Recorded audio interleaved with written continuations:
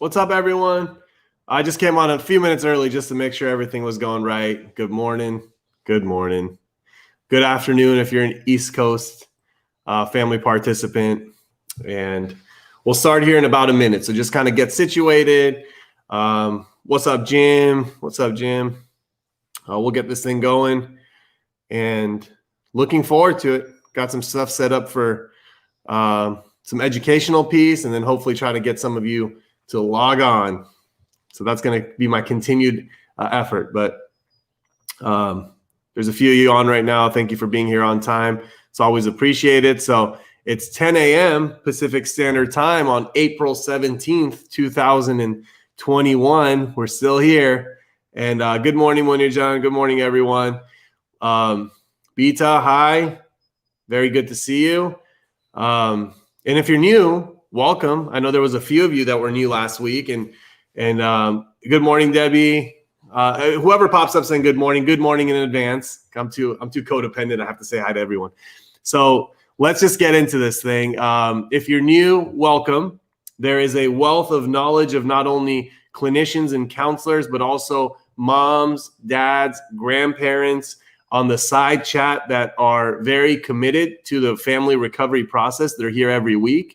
So if you're new, make sure you say hi, make sure you introduce yourself and get the support that you want out of this. This is also live on our YouTube, by the way, from now on. So if somebody doesn't want to use Facebook, doesn't have Facebook, prefers to be on YouTube for anonymity reasons, whatever you want to call it, just go to Buckeye Recovery Network's YouTube page. And we just started it, so it doesn't have that much traction, but your comments will be able to be seen by me here. So whatever you write on YouTube, I can also see here in this streaming platform that I have.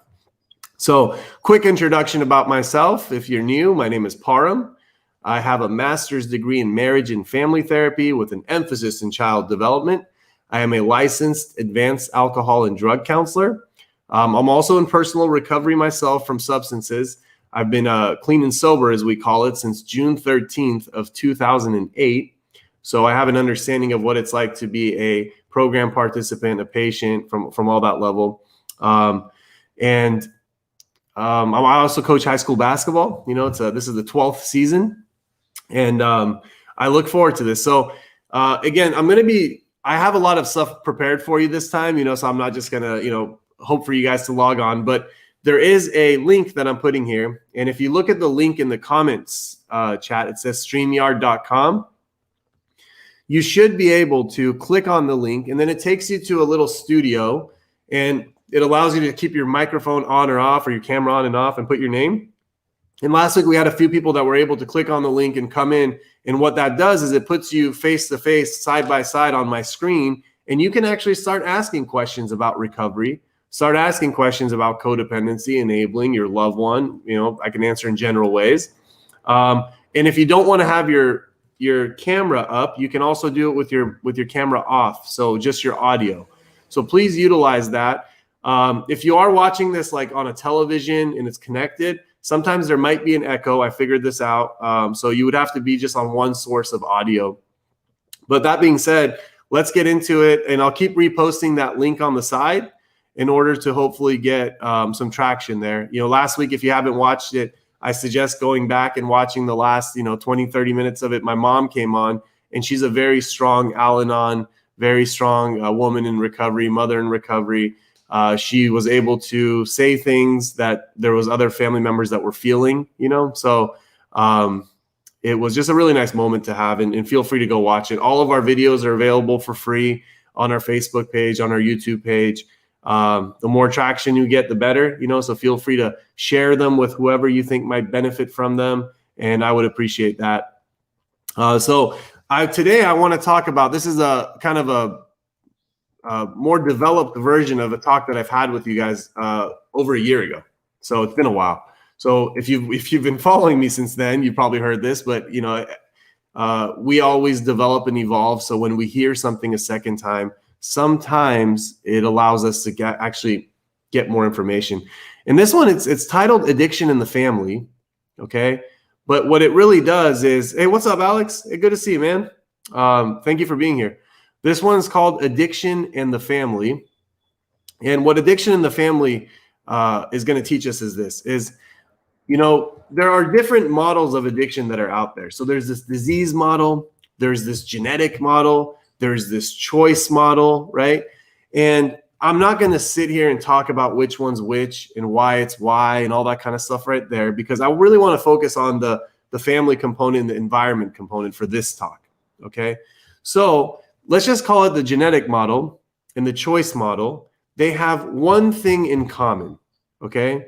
So even though the genetic model talks about addiction being a brain disease, it's centered in the brain of the individual, it impacts neurotransmitters, it impacts our prefrontal cortex, which is what we help or hurts us make decisions. That's like what that is. And, you know, the choice models, the person just chooses to pick up despite of consequences. They choose to pick up despite of legal stuff. They choose to pick up because of, you know, knowing better, all that kind of stuff. So one of the two. They both neglect one thing. So both model, as different as they are, they both neglect one thing. And what is it that they neglect? They both neglect the environment, right? They both neglect the environment. So the disease model puts blame or fault or responsibility on the brain of the human being that's addicted. The choice model puts blame, fault, responsibility on the choices that the person is making. So they're both centered on the individual. However, as you all know, all individuals, all of us, we develop in a moment by moment by moment interaction with our environment. None of you watching this right now, including myself, are where we are right now if it wasn't for the environment that brought us here. Always. We are a byproduct of our environment. So life in general doesn't exist without environment. I mean, you look at a plant, right? Just look at a simple plant. They don't have central nervous pain systems and stuff like that, but just look at a plant without the soil, without the sun, without the water, without the nutrients, without the air, it would have an impossible time to develop into what it needs to develop. Human beings are the same way, okay? There are certain things that we need that if we don't get from our environment, the odds of us not flourishing into our full potential are there. And the beauty of it is in the recovery process, the right environment with the right people heading in the right direction with the right guidance, feedback, suggestions helps us get somewhere magical also. So I'll tell you where the study came from. And by the way, if you don't want to talk on the topic I'm talking about, that's totally okay too. Like if you're going through something with your kid or your, you know, or addiction in general, and you just want to pop up here and talk, you're welcome to do that. The link is right here, and it's just going to be an open thing. Like as soon as you click on it, I have to let you in. So it's not like you're just going to pop up. You're going to be in a waiting room until I feel like it's the time to let you in. So if you're interested in coming on, feel free. You know, just I'll see you pop up there, and I'll let you in as soon as there's the next break. So when talking about addictions, it is irresponsible and inappropriate even to not talk about trauma. Okay. So when people are talking about the brain disease and people are talking about choices, if they're not talking about trauma in this day and age, with all of the data, knowledge, information that we have gathered over time, if someone's not talking about trauma, they are not looking at addiction in a responsible manner. Okay. So where did all this come from? You hear things like trauma-informed care, working on trauma, EMDR, you hear about brain spotting, you hear about complex post-traumatic stress disorder. So all these phrases are out there now, but what was one of the originating sources of this? Okay. And by the way, this is important to all of you because first of all, you'd be surprised how many people experience certain traumatic events. And I think we have a participant coming on here soon. I'll give you guys a second. Actually, you know what? Debbie, I'm going to bring you in. Let's do this. You came in. Why not? Can you see me, Debbie? I can hear you now. Can you hear me?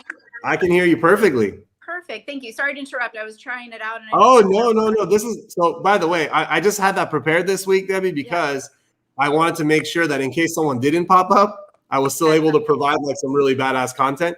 But the goal is for this to just turn into this. Okay. So Debbie, if you feel comfortable, who are you? Yep. So I'm Debbie. I have a son who was in Buckeye for a little while, twice. He has left by choice and gone to a few other places. He's been bouncing around. through his recovery and relapsing on and off, a little bit of a roller coaster ride. And my biggest question to you, Parm, as you know, a family going through this roller coaster and trying to keep off the roller coaster and work on our own recovery to stay in a more even place, is when they are in recovery times and you feel like potentially they're making progress, but they don't want you involved in any progress. They don't want any family sessions. They don't want you to participate in what's going on. Do you have any suggestions for that? Because part of our thinking, and it might not be true at all, and I'd love to hear your opinion, is how do you start to recover together as a family or work on relationships if it's not able to work on it together? Absolutely. First of all, that's a really, really great question. Can I ask a few questions before I get to that answer? Yeah. Okay. So in the midst of the recovery and the relapse and refining recovery and the whole roller coaster, how has that impacted you, or did it impact you? Like when it happened and kind of through that progress, how have you remained healthy? Because you're sounding really good. You're speaking really well right now, despite of the circumstance.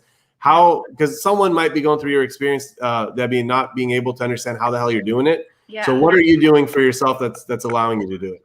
So I feel like the more that it happens, the fourth, fifth, sixth time it does, it's not a one-time fix-all situation or disease. You become a little, I guess, desensitized in a way because you see the bigger picture. You're not maybe feeling with emotion right in the moment. Sure. I would say this started about 5 or 6 years ago, and each time it was hard to the peak. And I listened to what your mom said last week that resonated until I hit my bottom. And when I hit my bottom, it became easier each time. And now when we get the call, which I got a few days ago, Mom, I'm back in detox and I'm starting again and I'm sorry. And you hear it, it's sad, it hurts.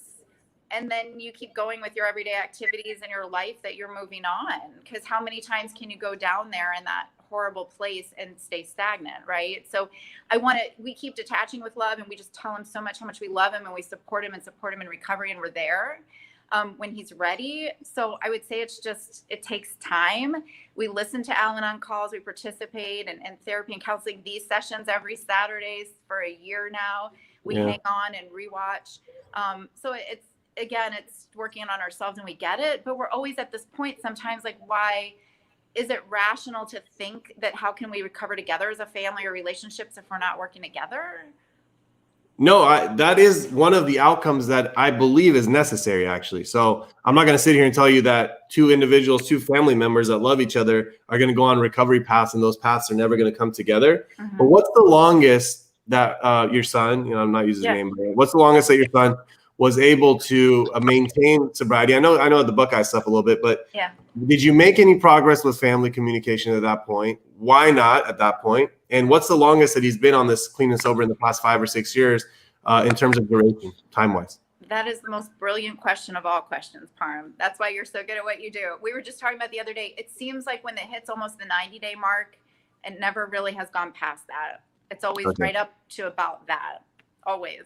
Doesn't seem to be able to sustain after that. Yeah, and that's the breakthrough that he needs to have. So before I get into the breakthrough of your family that he needs to have is finding out what's that suck point? What's that suck point all about, right? Why is there certain thoughts, emotions, feelings that resonate within him that lead him back to beginning of stage one? So some of it, by the way, becomes internal feelings of guilt, internal feelings of shame, not feeling like he deserves whatever is going to come at him later on, and going back to what's comfortable, what's familiar. But in that, and by the way, people do break through that, Debbie. I want you to know that people do break through that 90-day mark. There's a lot of people, and I'm going to start having some other individuals that are recovering come in here and talk about their story. And when you hear their story, kind of like your son's story, and saying, hey, it took him this many times, but he finally got through the 90, finally got to the 6 months. And then like around 9 months, all of a sudden he was more talking, more willing to talk, more able to talk, more proud of the things he was doing, and then family communication happens. So family communication, not just for you, for most people in the first 90 days sucks. Yeah. I mean, it just sucks. And it's just there's too much of people's own stuff, So for example, when you say there was all these emotions that were heightened and the feelings, and we weren't able to be objective the first few times it happened, like that Debbie going into a family session and the son going into the family session because of the guilt of just relapsing again. I mean, what's going to happen in there? I know. Like nothing productive. I'll tell you that, it's, it could be good for you just to be like, hey, I got that opportunity to talk, but when you zoom out and go macro and kind of look at the big picture, like you say, it's like such a short period of time, but that does need to happen. So as people gain some momentum in the recovery and sobriety and they get some time, the family communication is a very important piece. Good. So until that happens, you got to continue doing on your own path like you have been doing. What's one thing, Debbie, that you would tell a family member that's watching this right now? Because we do have a few, people watch this on replay too all the time. So what would you tell them if they're going through the beginning of the process right now? I think coming back to the Al-Anon tools, the therapy, the counseling, because when I think about so many times that we didn't have any of that, our perception and our thinking was just not clear at all. And it was just guided with emotion and fear and horror and scared of all these things that could potentially end up happening anyway. But I think getting into those Al-Anon tools, meetings, counselor, whatever that support is. And like you've said over and over and over, it just, for whatever reason, it doesn't hit until you've hit your bottom, that your recovery is the most important. You can't save people, you can't change them, all those things, but you can continue to love them and give them the love and share the love and continue to tell them that and wait for those moments, for sure. So I think just knowing you're in it together and you're not alone. I think one time you mentioned that it stuck with me a few months back, that it's so lonely because you don't want to tell your good friends. You don't want to tell your family members, for whatever reason, the stigma and the embarrassment. And then the more you can talk and be open about it with the people you work with or the people that you live around with, I think that helps. Or else you're just lonely trying to like hide something. And for what? What does that serve? I don't. Absolutely. And by the way, that's another feeling of the guilt and shame stuff that family members feel. It's such a form of disconnection, isolation that leads to depression, by the way. That's like a path. It's like a launching path to depression, because if you're disconnected from your friends and family and loved ones because you don't want to talk about this one thing, that means you're disconnected. And when you're disconnected from others, you're disconnected from the world. When you're disconnected from the world, that's where those heavy feelings of sadness, isolation, depression, they come from. So I'm glad that you're able to have a support group for yourself, a network of people that care for you. And thank you so much for this. I mean, I know you've been on these every single Saturday since we started this, and I value you guys. I value your feedback. I value your participation.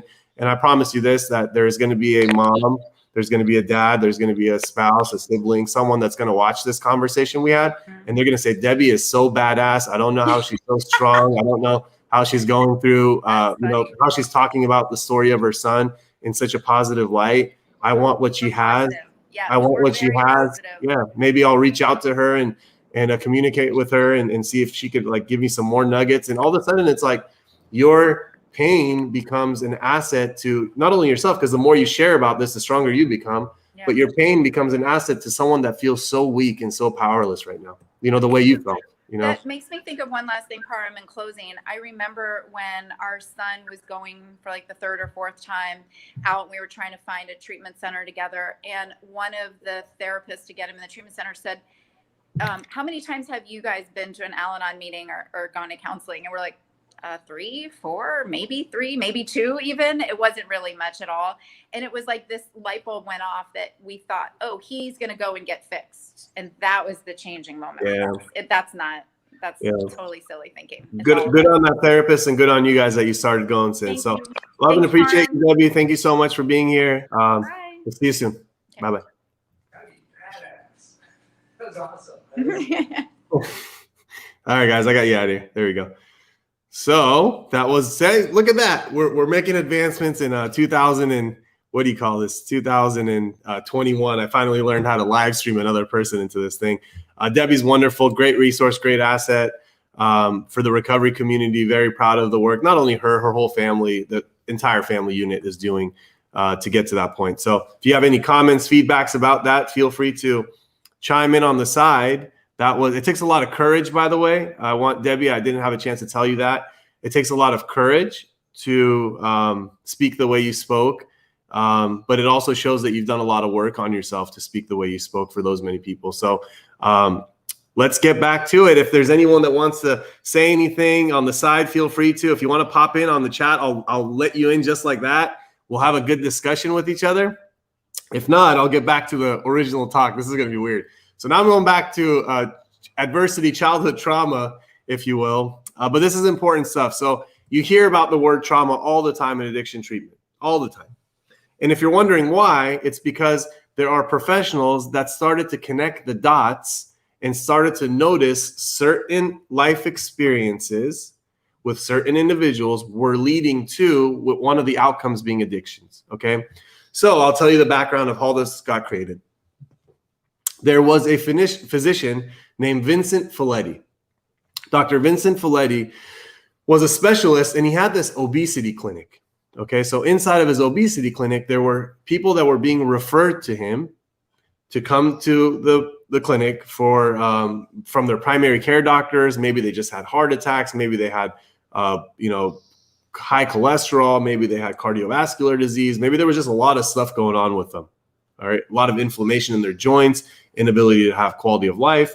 And the doctors were telling these people that if you got to go to this clinic, and if you don't lose weight, you're probably going to die. You're not going to be able to watch your daughter walk down the aisle. You can't watch your kid play Little League. You won't be able to be there for your parents when they're older. So these people have a lot of reasons to take what this individual is telling them in the clinic and work on it, right? And Dr. Felitti realized something, that time after time after time, he was getting to a stuck point and he was failing with these people. They were just not showing up. They weren't following protocol. They weren't following the prescription, if you will, of what they need to do to get healthy, lose weight, and to live a better quality life.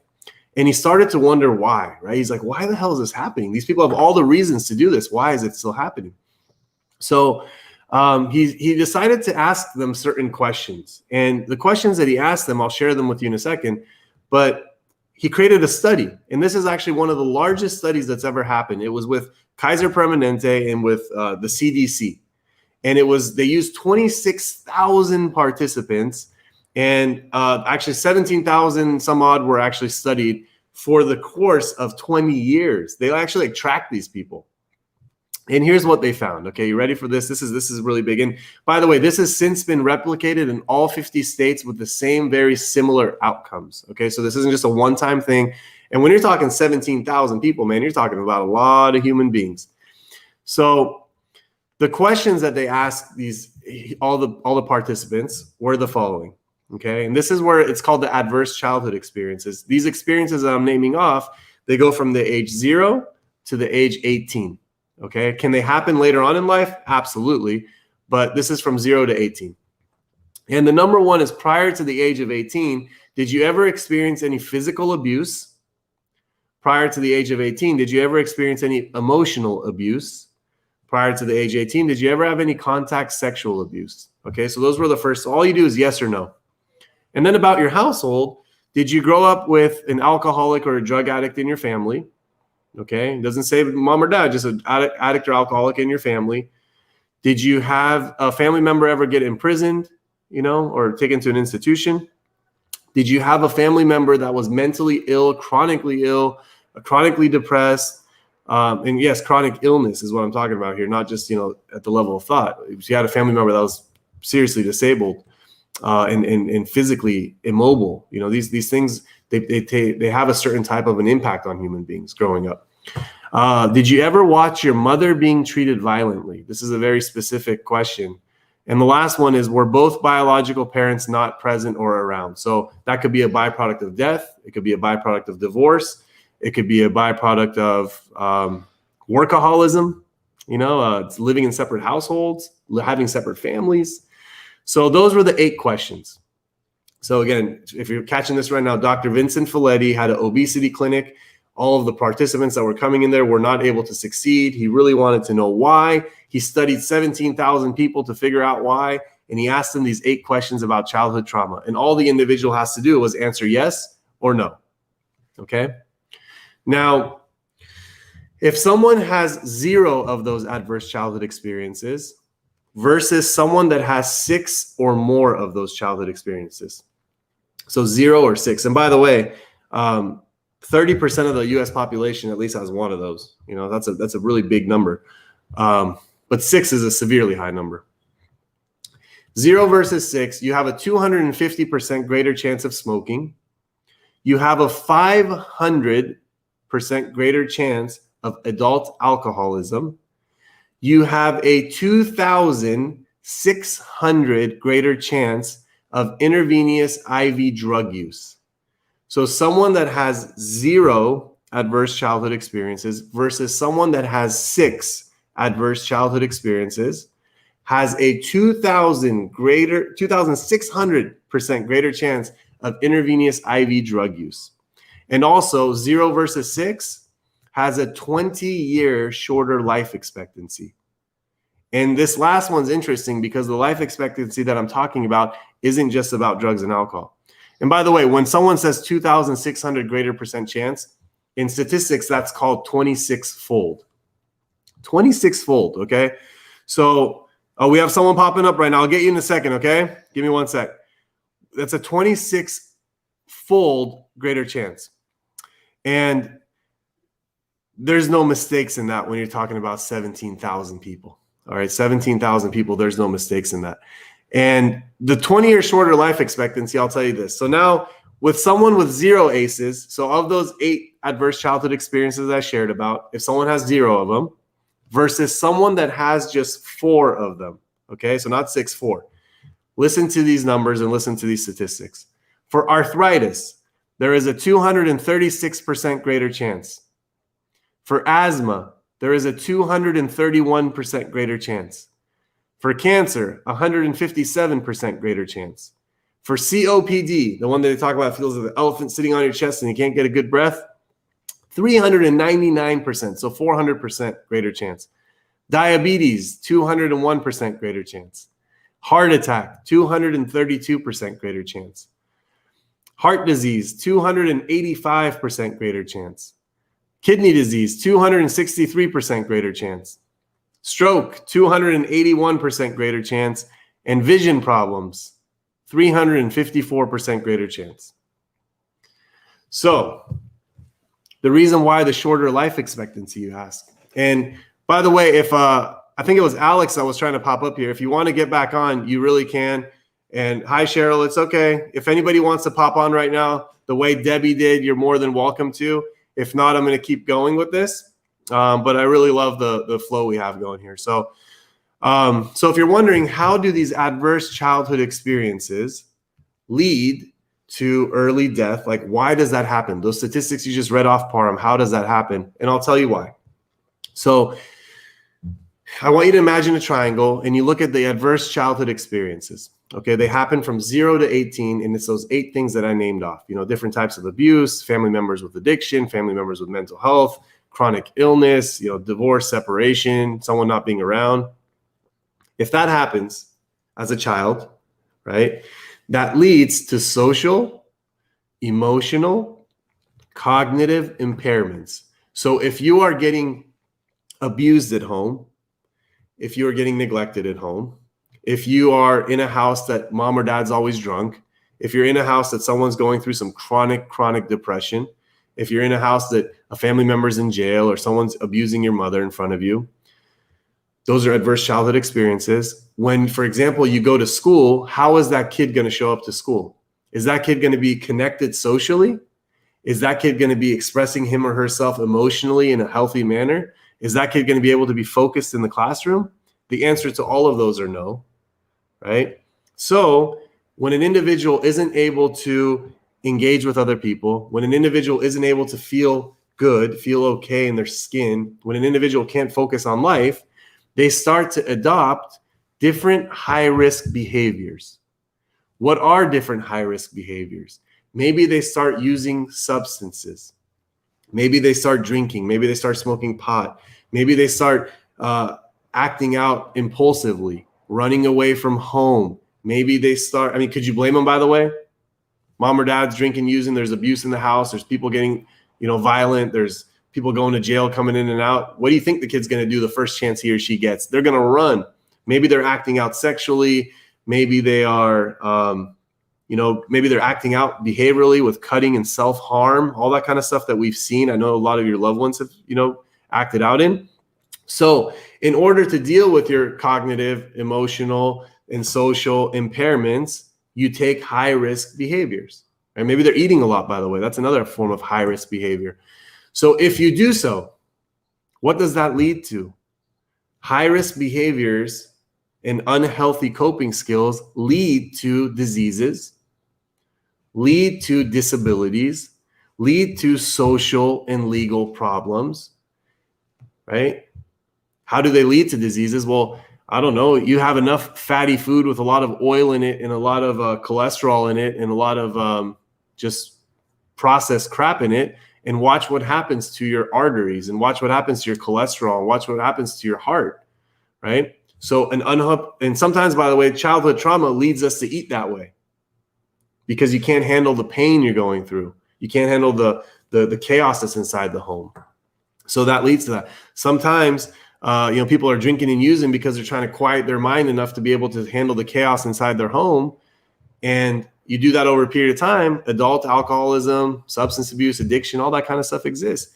Sometimes high risk impulsive behavior locks you up behind bars. How do you think people get their freedom taken away from them? It's always interesting to me when people have no compassion for an individual that goes to jail or prison because of mental illness or substance abuse, when that person is so wounded. It's like a wounded child that never got saved, but people don't want to ever look at that. And that's how all of the adverse childhood experiences lead to early death. So if you're wondering why does 4 adverse childhood experiences or 6 adverse childhood experiences give a 20-year shorter life expectancy, that's why. That's exactly why. So like I said, the premise of this talk when I was talking about was, if someone's talking about addiction and someone's talking about mental illness and they are not talking about adverse childhood experiences growing up, and then they're not talking about or looking at it responsibly. If they are just looking at the end of why the person is the way they are and why they don't change, and they don't look about the journey that the human being came here, it's something that needs to be looked at. Julian, do you want to try to pop on? I read your comment. I relate to this tenfold. I won't ask you about all tenfold, but maybe twofold. If you have the opportunity, you come off well. But let me know if you do, and I'll pop you up here, get you going. You could use your cell phone, by the way. It works pretty well. Yeah. So let me know your thoughts on that. And sometimes, by the way, some family members say, "Hey, I don't know if our kid ever experienced that kind of trauma, Param. I just don't know." So unfortunately, in society, we've looked at trauma as things that happen to someone that shouldn't happen. Right? We've all said that before. Like something happens to someone that shouldn't have happened. That's a form of trauma. If you reframe that and look at it a different way, there are certain things that needed to happen that never happened. That is also a form of trauma. There are certain types of connection, certain types of communication, certain types of comfort, safety that need to happen in a relationship between a family member and their child that doesn't happen because of X, Y, a gajillion reasons. Gajillion reasons. That sometimes there's been a few very famous motivational speakers or inspirational people or big pastors or that kind of realm of stuff that all of a sudden in the news you hear that, so this guy's a big a religious pastor, right? Just has their book translated in thousands of different languages. They're speaking the word that they believe in and all that kind of stuff like that. And they have followers and people love them and care for them. And they help hunger and they save humanity. One of these individuals, their son committed suicide. And when you look at the tape, what was happening in that case is the father or this individual was out and about doing anything and everything for the world, doing anything and everything for the community, helping. And never once did he turn inward and give that same type of energy, motivation, effort into the whole relationship with the son. So in this case, this dad didn't actually cause trauma, didn't abuse, didn't beat up, didn't do drugs and alcohol, didn't do all that stuff there. So trauma isn't always about things that happened that shouldn't have happened. Sometimes trauma could be things didn't happen that needed to happen. Okay. So that's a perfect transition here for Mr. Julian. You ready for this, man? Yeah. Let's see if I could hear you. There you are. What's up, man? Can you hear me? Yeah, Good morning, man. Okay, you're coming with a little bit of a delay, but I think I can make it work. All right. All right. So, Julian, you just told everyone that I relate to this tenfold. And if someone missed it, I was talking about adverse childhood experiences. Tell me how you related to it and how it impacted your using. I mean, I grew up in a big alcoholic and drug addicted family. Almost everyone in my family is, addicted to something, whether it's alcohol or drugs. And my earliest memories are of my uncle, being loaded and stealing all of our stuff, and my grandma dying. So that was a traumatic event for me. And then just being kind of surrounded in chaos, which later on in life, that's what I found to be a safe spot for me was that chaos. And that's why I got in so much trouble. I'll tell you this. I know Julian. So, by the way, for those of you who don't know Julian, he's the same gentleman I was talking well about last week. Julian, tell everyone your sobriety date. How long have you been sober? I've been sober since December 8th, 2015. Okay, so this is congratulations, man, because that means December is going to be 6 damn years, right? That's Yeah. a pretty cool thing. But the other thing too is, how many times did you try to get sober before that? Oh man, from the time I was probably about 19. I mean, I didn't know about AA or NA or recovery, but I knew that I couldn't keep drinking and using like I was, and I didn't know how to stop. And I would try to go a few days without a substance, and it never lasted more than 24 to 48 hours. And the only time it did is when I was incarcerated. So for me, it was like I either had to be in jail or someone had to lock me up, like they had to literally chain me to a bed in order for me to stay sober. What about when you started going to actually the AA sober treatment, sober living? What about that? So the first time I went into sober living, I actually did really well in a structured environment, but I only stayed sober for a year because I didn't think I had a problem. I thought my problems were drugs and not alcohol. And then once I start to really looked at it, like I drank again, and inevitably I used, and it's just that phenomenon of craving kicked in, and the slow decline of my life started to happen all over again. Yeah, man. It's and if you don't mind me asking, when I shared about those 8 childhood adverse experiences, how you don't have to say which ones. How many of the 8 did you have? 6 to 7 of them. Okay, so did you guys notice there when I said that this stuff doesn't happen by mistake? So Julian, towards the end of his drinking and using career, he was getting locked up all the time. He was hanging out with gangbangers. He was just a child in a man's body, all that kind of stuff like that. And if someone just comes and looks at him saying, "Hey, why don't you figure this out? Why don't you get your life together?" They're missing the whole story that from the ages 0 to 18, this human being had 6 to 7 of those adverse childhood experiences. So the reason why this person acts out and takes on high-risk behaviors like doing things he shouldn't do, illegal stuff, using drugs, acting out, acting in anger, the reason why he's doing that is a reaction, a response to his upbringing, right? So once he got into a therapeutic, healthy environment, started talking to people like me and people in our community, in our facilities, and he started to get that love. He started to feel love. He started to feel the exact opposite of the adverse childhood experiences, right? He started to get fulfilled. Then he was actually started the healing process. And someone wrote there, by the way, just so you know, congratulations, hard work, because it was hard work. There was times in your 5.5 years that you probably could have given up and just like went back to the old way. There's probably a few times you wanted to. You lost a few people that were brothers to you and to the disease. You almost said F it. You didn't. And, just a lot of stuff that I'm not going to talk about here, but you didn't do it. So what advice would you give to a mom and dad watching this? And what advice would you give to, or, family member, what advice would you give to another Julian out there? So I'll start with the advice to the Julians out there. And it's just that you are worth it. I believed when I was out on the street that I wasn't worth it. And that was a common theme for me until somebody, led me to believe otherwise. And give yourself a chance. You never know what life could be like on the other side of the fence, but you have to join this side in order to see that result, and just do the work. If you're going to put that much work into getting loaded, try to put that much work into being happy and having a good life. And, it starts in the recovery process. And to the parents, if there's one thing I could share, this might sound a little harsh, but don't enable your kids to death. If that's a common theme that I've seen in my last 5.5 years, is parents will enable their children to death, and co-sign their stuff. And that's not going to help them grow and become adults. The best thing you can do is you can love them, but you also have to draw boundaries, because if you don't, you're enabling them to die. So you can love them, but you need to find them help, because this is greater than you.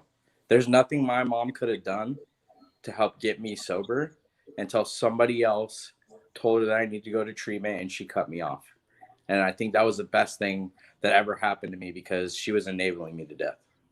So that's what I'll leave you guys with. That's really, really well said, Julian. The part that you talked about, hey, this might sound harsh, but don't enable your kids to death. That actually doesn't sound harsh. That sounds real, because what does sound harsh is when we get the phone call that someone passed away. Now that shit's harsh, man. Telling someone not to enable someone is just the truth they need to hear. So great job. You're more well-spoken than I thought you are. And those of you who don't know, Julian right now is 2/3 of a way of completing a drug and alcohol counseling certification. It's where I started, and he's on that journey. He's almost graduated, and the goal is for him to, he's one of our staff at Buckeye, but the goal is for him to move up a little bit into a more counseling role. And yes, wives and husbands too, Cheryl, I got you there. But it's his goal is to become a more counseling role and be able to do exactly what he did for you guys right now, to countless men and women, wives, husbands, grandparents, parents, and everyone in between. So Julian, love and appreciate you, man. You have a good weekend. I will see you Monday, Tuesday, someday, and we'll go from there. Yes, sir. And make sure you go get a big ass green juice today. I'm trying to change Julian's eating habits. Every day I hound him in the office, making sure he eats something healthy. Okay, you got it, bro. All right. Take care. All right. How about that? Got a family member here, got the flip side of it here. That was really wonderful, guys. So there was a lot of kind words. People were saying, good advice. Thank you, guys. I really appreciate it. Not just, I appreciate the people that came here. But this is my vision for this. So as you are now seeing how easy this is for us to do, my goal is that we come on here, and it doesn't always have to be people talking about good stuff. It doesn't have to be people talking about, success cases. I would love people to come here and just say, hey, I need a few minutes to talk. I'm really struggling. It takes a lot of courage, by the way, to do that. But I do believe that we can do that, because this is a safe enough space, and there's enough compassion in the side chat, and there's enough trust between us that we are able to provide that to other human beings. So the last thing I got to say is this is a kind of a request, I guess. If you guys go on our Google, now I've never made this request, but if you found some value in our family education and support group, so I'm not saying either way, I've been facilitating personally for the past year. If you want to write a Google review regarding your experience with the family education and support program, feel free to, because I do want more people to hear about this, because I think we're doing something magical here. And all that being said, I love and appreciate all of you. Thank you for the ones who participated, and thank you for the ones who didn't participate, and a little bit of everything in between. I will see you guys next Saturday, same time, same place. This is also available on our YouTube for people that don't want to use their Facebook information. So I will see you guys soon, okay? Thank you, everyone. Bye-bye.